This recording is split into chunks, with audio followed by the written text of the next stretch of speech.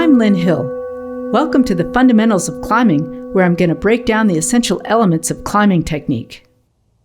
The reason I decided to do this video series is that, as a climbing guide, I often found it difficult to try to explain technique while the person was climbing. They couldn't intellectually process what I was saying while they were engaged in the process of climbing itself.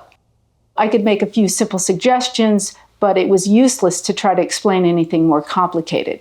My hope is that you'll gain a better understanding of the fundamental aspects of climbing movement when watching this video in a relaxed, thinking state of mind. Looking back on my formative years, I'm grateful for my roots as a traditional climber. I was also fortunate to have had the opportunity to hang out with a group of climbers known as the Stone Masters, who were instrumental in pushing the level of free climbing in America. I developed a solid foundation of skills, starting with bouldering, big wall climbing, and ultimately sport climbing.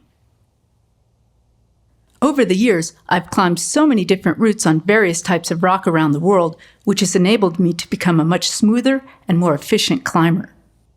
Through shape and pattern recognition, I've gained the ability to identify the upcoming holds and body positions to assume in each situation.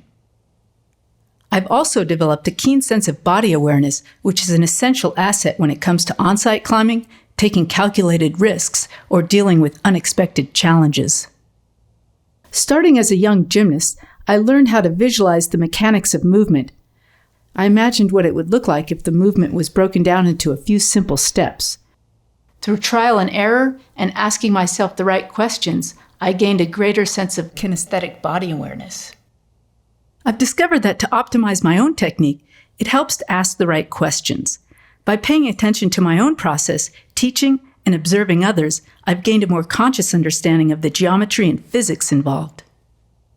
My intention in creating this video is to show and explain what defines good technique. But in order for this information to be of use to you, it's crucial that you practice developing a three-dimensional awareness of your body position on the rock. Having a conscious understanding of the mechanics of movement can greatly enhance the learning process. Just like a language, we need to learn the grammar and vocabulary before being able to speak fluently. So I've decided to start out with this foundation of information that includes basic concepts, definitions, and examples of the various climbing techniques that I've used throughout my life. I've created some graphic tools that I've overlaid on top of the video images to help illustrate the forces and geometry of climbing movement. My hope is that watching these videos will give you the understanding and tools to deconstruct your own technique, especially when stumped on a move or a sequence on a climb. There are many ways to do a particular move or climb, since each person has a different set of parameters with regard to personal style, body size, as well as their particular strengths and weaknesses. Even climbers of the same relative height can find slightly different ways to climb the same section of rock. No matter what our particular body size or how much natural talent we inherit, we all live in accordance with the same basic laws of physics. Countless times I've heard people say, "She can do it because she's so strong," or "She has such small fingers," or they simply say, "She's a natural." With the right attitude and approach, we all have the potential to optimize our abilities and expand our vision of what's possible. I've been climbing since 1975, and I'm happy to say that I don't have any serious injuries or limitations. Part of the reason I've been able to avoid overuse injuries is that I have a reasonable approach and efficient movement patterns. I try respecting the natural alignment of my limbs and joints at all times. If a position hurts or feels awkward, I simply stop. It's not worth risking injury for the sake of a climb or boulder problem. I intend to keep climbing for as long as possible, which is why I believe in using good technique and good judgment. With consistent practice, we learn to anticipate the upcoming moves and how to position our body on the rock. Each hand or foot placement is coordinated to maintain balance and the necessary oppositional forces for upward progress. Since our actions are guided by the mind, it's clear that our mental state has the greatest impact on our ability to perform. Optimal performance follows when the mind is calm, undistracted, and in a constant state of adaptive focus. One of the biggest distractions that can inhibit our ability to climb naturally is our perception of danger or sense of fear. There are other mental distractions, such as secondary pressures related to the ego, negative self-talk, or other people's expectations. Accepting our thoughts and feelings and learning to direct our attention to the right things at the right time is one of the most important skills of all. Once we achieve the right state of mind, we're able to focus on the more subtle aspects of technique. There's no substitute for the experience of climbing itself.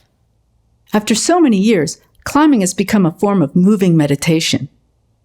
Beyond the pure enjoyment of moving over stone, climbing is a means of personal discovery, developing deep connections with other people and with the natural world.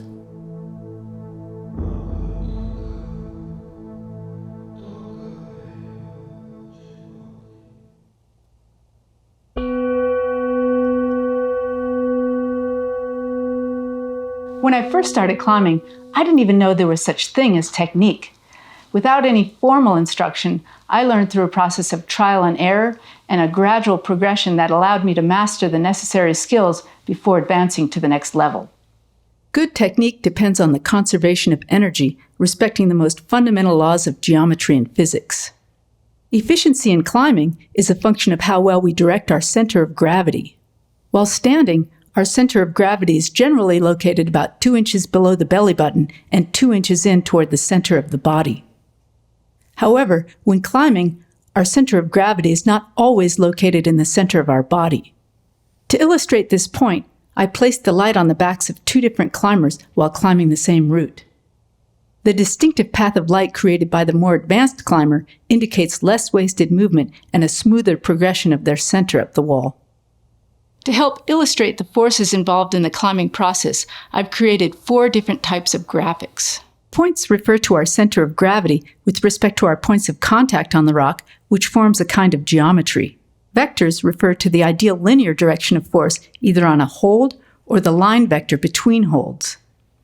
Planes refer to the varying planes of the wall with respect to our torso and center of gravity. Arcs refer to the path of movement that our limbs follow when either dissipating or generating momentum.